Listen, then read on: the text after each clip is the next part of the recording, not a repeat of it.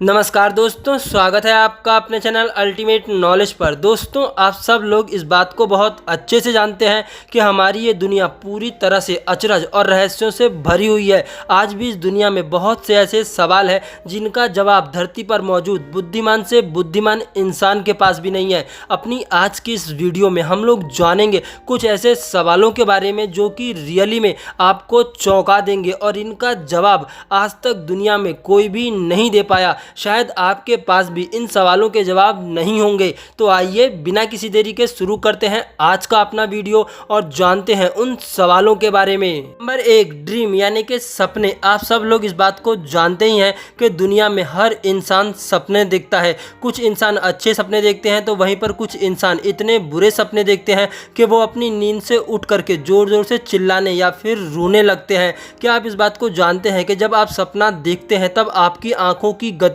सामान्य अवस्था से काफ़ी तेज होती है। आज इतनी रिसर्च होने के बावजूद भी वैज्ञानिक इस बात को पुख्ता तौर पर नहीं कह पाए हैं कि आखिरकार इंसान सपने क्यों देखता है। कुछ वैज्ञानिकों का ऐसा मानना है कि सोने के बाद इंसान के दिमाग का एक खास हिस्सा एक्टिव रहता है जिस कारण से इंसान सपने देखता है। बहुत से वैज्ञानिकों का ऐसा मानना है कि हम लोग अपने सपने में उन्हीं चीज़ों को देख सकते हैं जो कि हमारी रियल ज़िंदगी से जुड़े होते हैं। लेकिन आप सब लोग इस बात को बहुत अच्छे से जानते हैं कि कई बार हम लोग सपने में ऐसी चीज़ें देखते हैं जिनका हमारी रियल लाइफ से कोई भी कनेक्शन नहीं होता। और बात की जाए कि अगर सपने में देखी गई चीज़ें क्या हमारे फ्यूचर में घटित हो सकती हैं या फिर नहीं हो सकती, तो इस बात को भी आज तक कोई भी साइंटिस्ट पुख्ता तौर पर नहीं कह पाया है कि आखिरकार हम लोग जो चीज़ें सपने में देखते हैं वो हमारे फ्यूचर में घटित हो सकती हैं या फिर नहीं हो सकती। नंबर 2, चेतना। अगर बात की जाए चेतना के बारे में तो अगर आप लोग चेतना को समझना चाहते हैं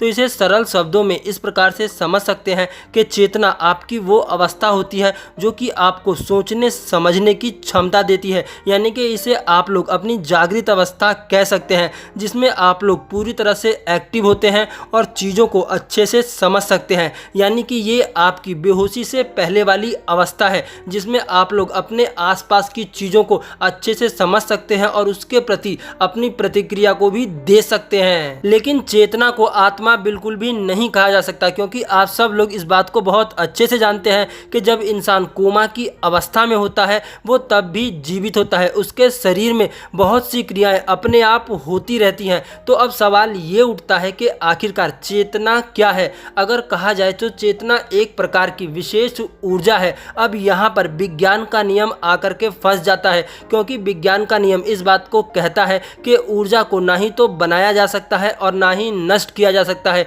तो अब यहाँ पर एक सवाल खड़ा होता है कि आखिरकार जो चेतना होती है वो कहाँ जाती है और कहाँ से आती है जिसके कारण इंसान बेहोशी की या फिर कोमा की अवस्था में पहुँच जाता है। क्या आप लोग इसका उत्तर जानते हैं? नंबर 3, ये सवाल अपने आप में काफ़ी चौंका देने वाला है क्योंकि आप सब लोग इस बात को बहुत अच्छे से जानते हैं कि दुनिया के किसी भी कोने में रहने वाले इंसान के शरीर में मौजूद खून का रंग लाल होता है। लेकिन हर इंसान के शरीर में जो खून मौजूद होता है उनके ब्लड ग्रुप काफ़ी अलग होते हैं। वैसे तो ब्लड ग्रुप 8 प्रकार के होते हैं लेकिन भारत में एक नए ब्लड ग्रुप का पता चला था जिसका नाम INAR रखा गया था और ये भारत के गुजरात राज्य में मिला था। यूँ तो दुनिया में आज 12 प्रकार के ब्लड ग्रुप हैं जिनमें से 4 काफ़ी रेयर हैं। नंबर 5, आप सब लोग इस बात को बहुत अच्छे से जानते हैं कि हमारा ये ब्रह्मांड पूरी तरह से अनंत है। इस अनंत ब्रह्मांड में हमारी पृथ्वी जैसे